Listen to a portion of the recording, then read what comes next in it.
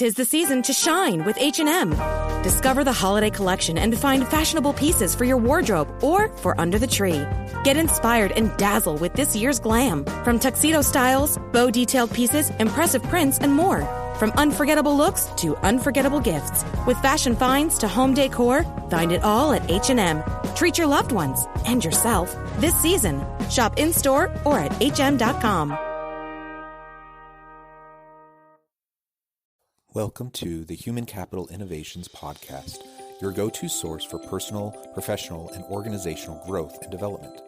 We hope you tune in often for all things people management, organizational development and change, organizational leadership, and social impact related. Maximize your personal and organizational potential with Human Capital Innovations Podcast.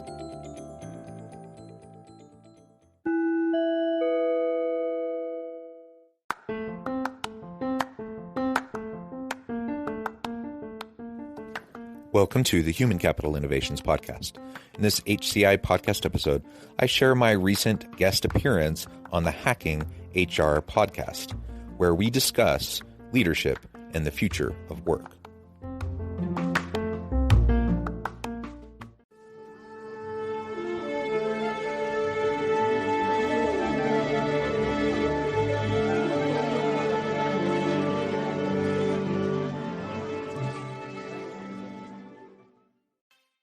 Hello, everybody. Welcome to another episode of the Hacking HR podcast. One of the topics that we and I myself love covering in the conversations that we have with our guests is everything related to leadership and how that conversation or leadership influences the evolution of work and the workforce, and particularly because of all that's going on and all the changes that are happening in the workplace and at work today. And we are going to have a conversation around leadership today with somebody who has been in the space of management, teaching, academic research, organizational development, and culture for a long time, an award-winning best-selling author. And he's been working in the nonprofit area, community, association boards, committees. So, John, welcome to the show. I am excited to have you with me today. How are you doing? I'm doing very well. Thank you so much for the invitation. It's a pleasure to be with you today. Well, thank you. Thank you so much for being here. And I know you do a lot of research and thinking about all things that are related to leadership. And I want to begin by asking you, over the past 18 months, or right now, probably more, 20 months, because of the pandemic, what are the most significant things that you have seen changing in the world of leadership, pre-pandemic, during the pandemic, and the changes that you expect to be sustainable over time because of the pandemic? Well, certainly some of the patterns, the trends, the trajectories that we saw in the nature of work that were already taking place pre-pandemic have only accelerated during the pandemic. And so leaders have had to develop their competencies and capabilities around a variety of core areas. We can kind of get into that in a minute if you want, ultimately, if they're going to be prepared for the future of work. And that hasn't changed. It's only been accelerated. Instead of looking maybe 10 plus years out to some of these changes really taking hold, now we're kind of right in the middle of it, or we're right on the precipice of some of these types of changes occurring in the nature of our organizations, the nature of work, and the very tasks that our people perform.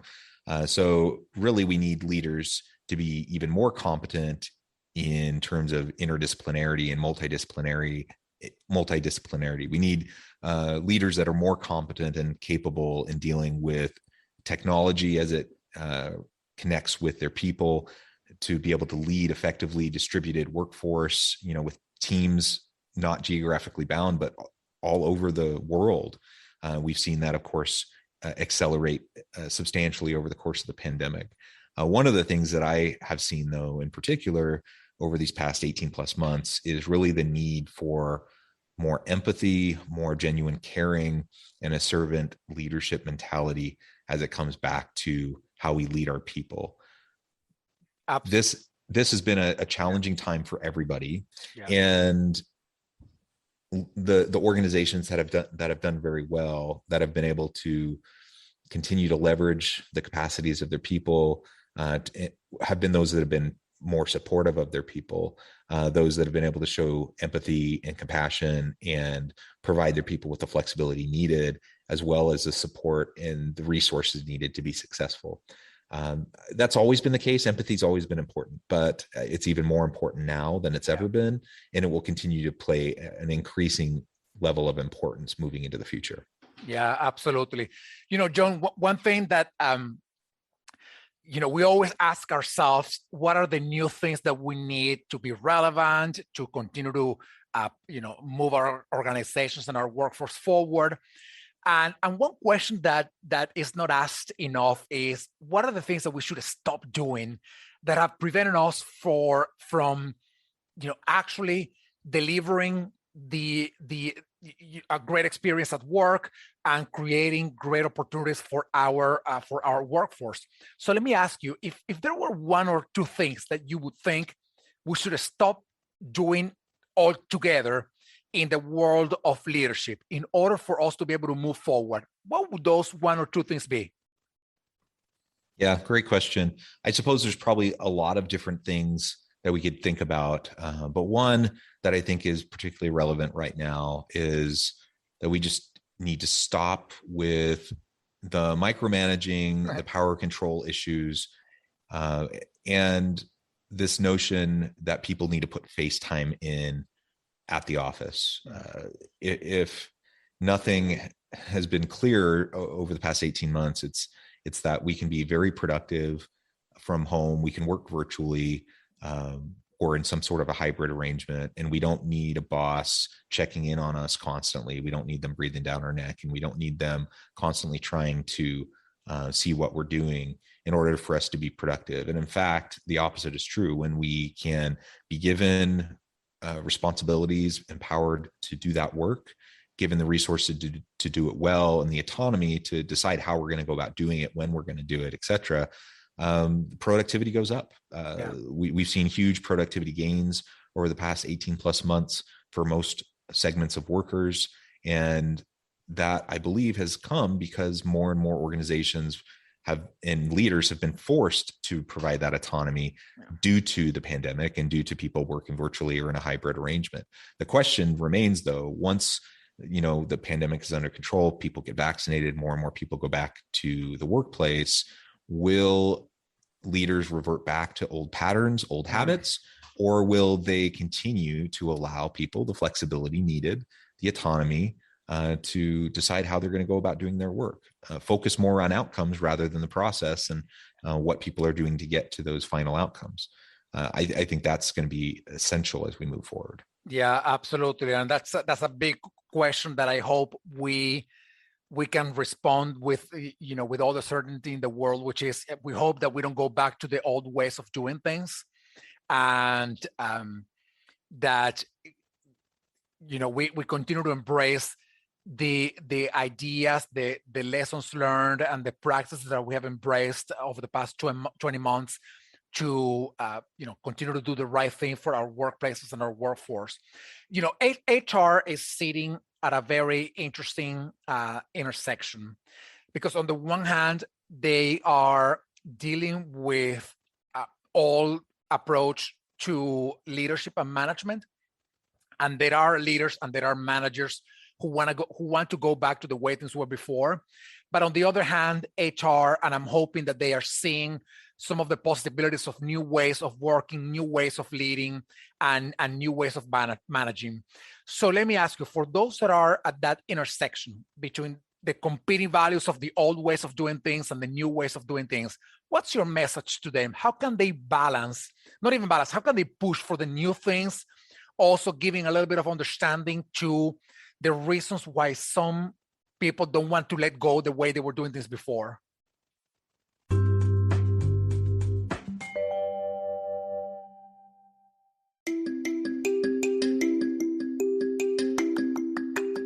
I'm excited to announce the publication of my new book from HCI Press, Bluer Than Indigo Leadership: The Journey of Becoming a Truly Remarkable Leader.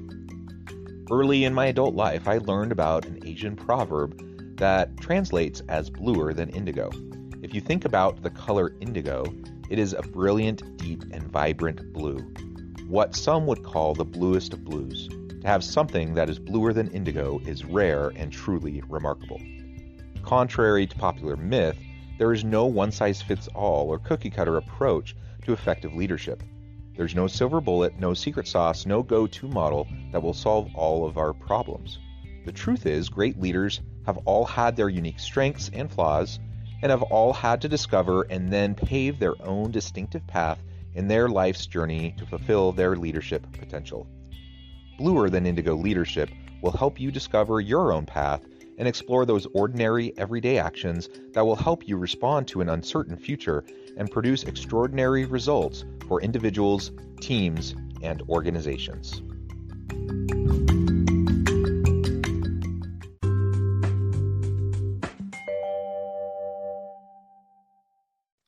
Yeah, we just need to be very clear, open, and direct with our people about what our expectations are for them, why we have those expectations, and how they're going to be held accountable moving into the future. And so if we have people who really are just longing to get back to the way things were and revert back to old patterns, old approaches that have been shown to be less effective, less productive, then we need to work with them and coach them and mentor them and help them understand what we're doing, why we're doing it, and what they're going to be expected to do moving into the future. If we can be clear about that, very direct about that, and developmental in our approach to providing the feedback to them so that we can help support them in getting there, provide trainings when necessary, have those feedback and coaching sessions, et cetera. If we can do that, then I think most people, the vast majority of people who are resistant to moving into the future and adopting the technologies and doing those sorts of things, the vast majority of those people will adjust, they'll adapt, they'll be productive members of our team moving forward. And for those that really just can't wrap their head around it, they can't move into the future, then they'll have a choice to make. They'll know the expectations, they'll know what they need to do. We'll help them get there, but they'll have to decide whether or not they're going to do it. And if they're not going to do it, then they probably should go find another opportunity at a place where they're going to be better aligned with, their interests, their skills, their desires moving forward for their career. Yeah, absolutely. What do you think are the if you were to say, 1, 2, maybe 3 skills that you say, we got to focus on these 2, 3 things to get our leaders ready for this new world of work? And I wish, by the way, that not only had we asked ourselves this question way before the pandemic, but for those who actually did ask this question before, I wish they had been heard because in many industries, a lot of people were saying these things will happen. It may take a little bit of extra time, but it will happen. And then suddenly the pandemic hit, and all of those changes that some of us thought were going to take 10 years to take place happened, basically, compressed in a 20 months or even less sort of time frame.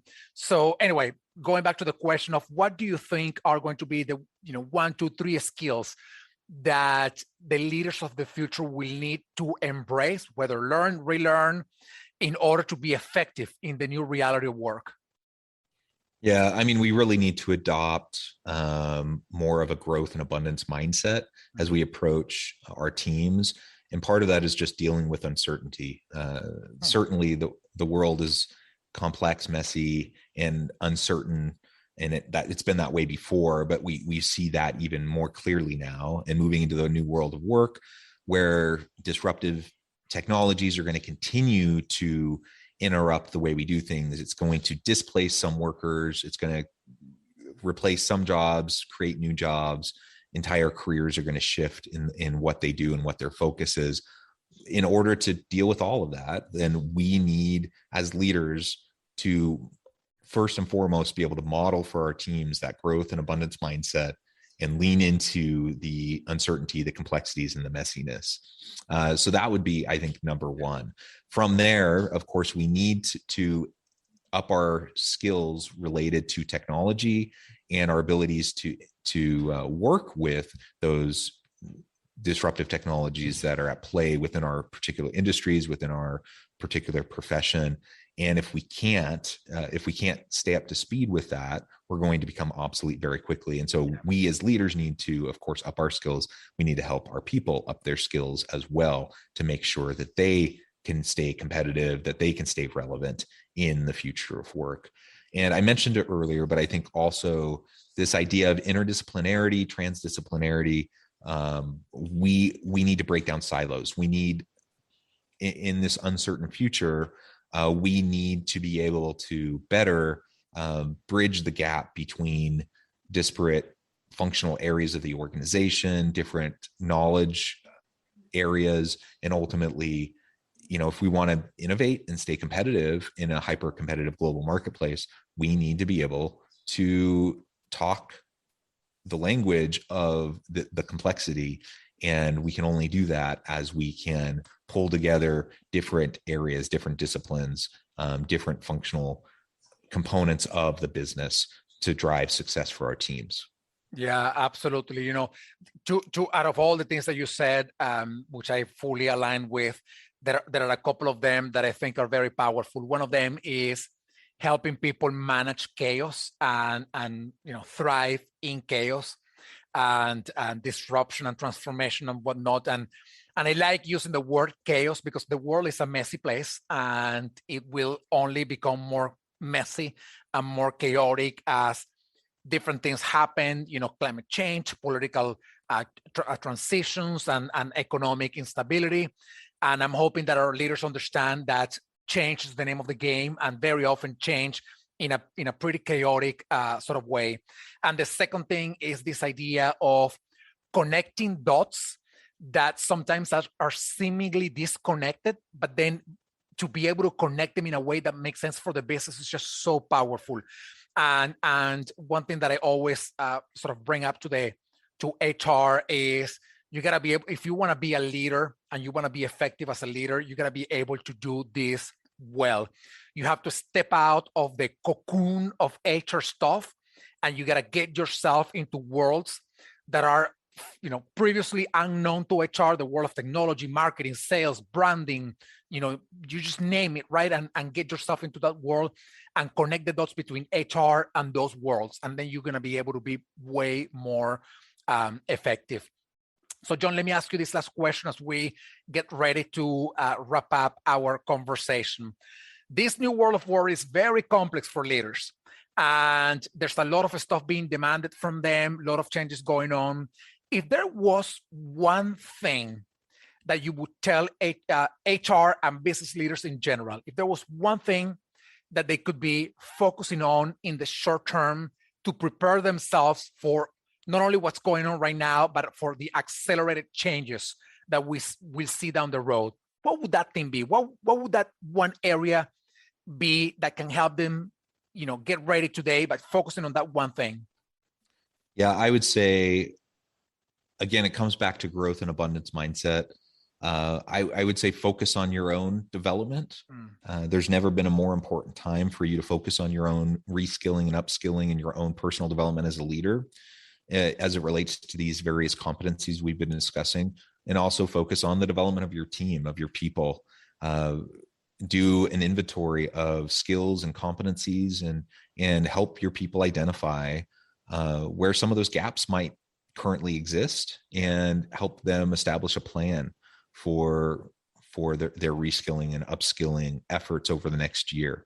If you can do that for yourself and for your team, I think you'll be in good position to be able to pivot and adapt as things continue to shift. Yeah, absolutely. Well, I like that. Thank you so much for sharing that recommendation and all of your insights. So, John, thank you so much for spending this time with me in the podcast. Great conversation, great insights for not only for leaders, but for those who are helping develop leaders that are aligned with all that's going on and ready to be effective in this new reality of work. So thank you so much, John. It's been a pleasure. Thanks for having me. And I look forward to interacting with any of your listeners.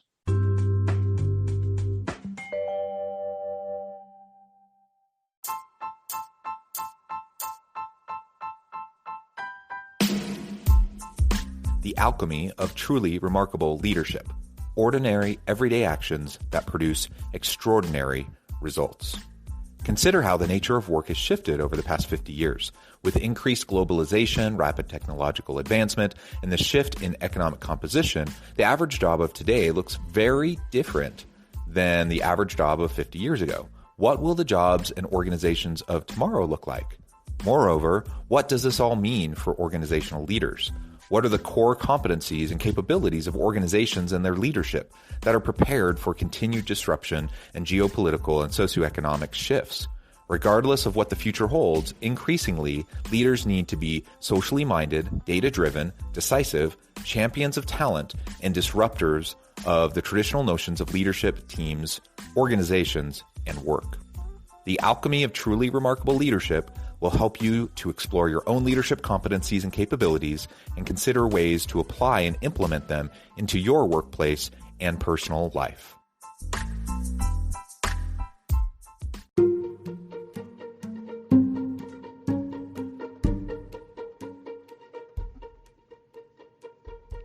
Check out Human Capital Innovations magazine, Human Capital Leadership. Human Capital Leadership is a free, interactive e-magazine with the mission to help individuals, leaders, and organizations find innovative approaches to maximize their human capital potential.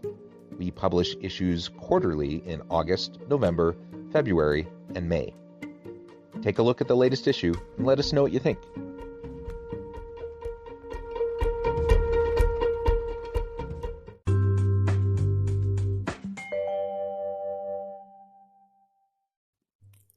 Thanks again for joining us for this episode of the Human Capital Innovations Podcast.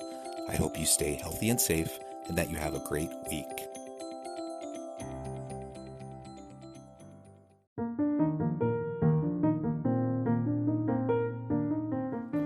Check out our new weekly LinkedIn newsletter, Alchemizing Human Capital, exploring industry trends via original research and interviews with executives and thought leaders from across the globe.